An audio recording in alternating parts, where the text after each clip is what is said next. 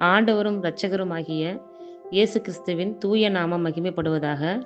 மத்தேயு எழுதிய சுவிசேஷம் 15ஆம் அதிகாரத்திலுள்ள வசனங்களுக்கான விளக்க உரையை பல்வேறு தலைப்புகளில் நாம் இப்பொழுது தியானிக்க இருக்கிறோம். மூதாதையர் மரபு. அதற்கு பிறகு பரிசேயரும் மறைநூல் அறிஞரும் எருசலேமிலிருந்து இயேசுவிடம் வந்து, உம் சீடர் மூதாதையரின் மரபை மீறுவது ஏன்? உணவு அருந்தும் முன் அவர்கள் தங்கள் கைகளை கழுவுவதில்லையே என்றனர். அவர் அவர்களுக்கு மறுமொழியாக, நீங்கள் உங்கள் மரபின் பொருட்டு கடவுளின் கட்டளையை மீறுவது ஏன்?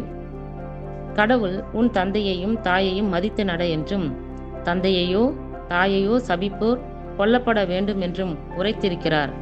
ஆனால் நீங்கள் எவரேனும் தம் தாயையோ தந்தையையோ பார்த்து, உமக்கு நான் தர கடமைப்பட்டிருக்கிறது கடவுளுக்கு காணிக்கையாயிற்று என்றால், அவர் தம் தந்தையை மதிக்க வேண்டியதில்லை என்று சொல்லுகிறீர்கள்.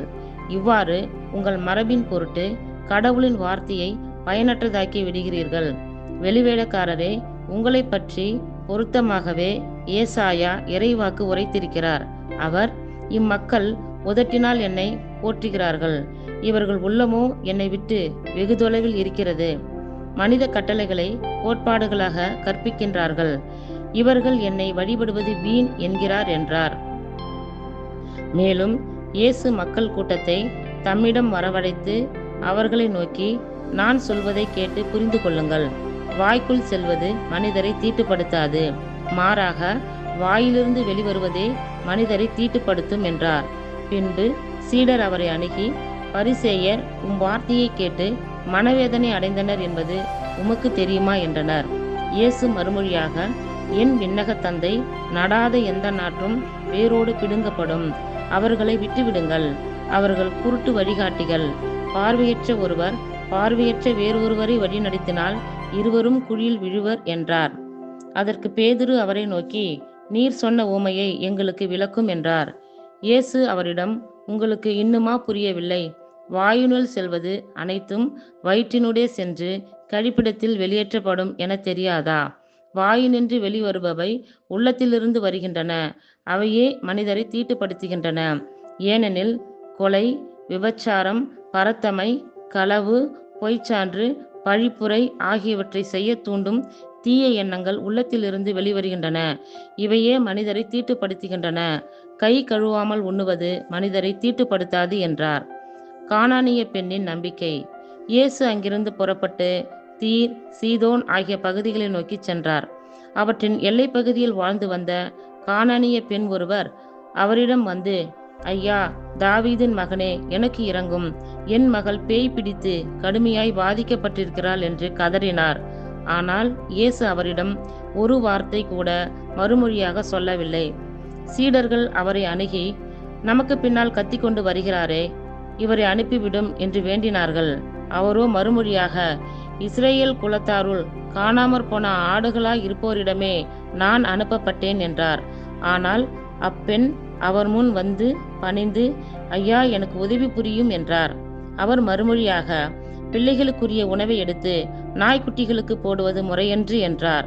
அதற்கு அப்பெண், ஆம் ஐயா, ஆனாலும் தங்கள் உரிமையாளரின் மேசையிலிருந்து விடும் சிறு துண்டுகளை நாய்க்குட்டிகள் தின்னுமே என்றார். இயேசு மறுமொழியாக, அம்மா, உமது நம்பிக்கை பெரிது, நீர் விரும்பியவாறே உமக்கு நிகழட்டும் என்று அவரிடம் கூறினார். அந்நேரமே அவர் மகளின் பிணி நீங்கியது.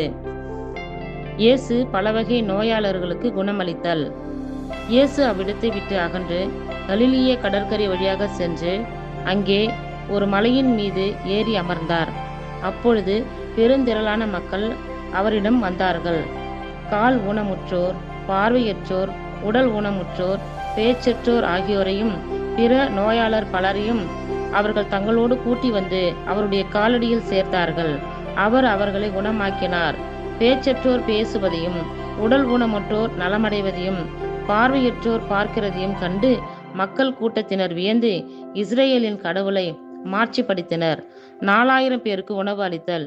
இயேசு தம் சீடரை வரவழைத்து, நான் இம்மக்கள் கூட்டத்தின் மீது பரிவு கொள்கிறேன். ஏனெனில் 3 நாட்களாக இவர்கள் என்னுடன் இருக்கின்றார்கள். உண்பதற்கும் இவர்களிடம் எதுவும் இல்லை.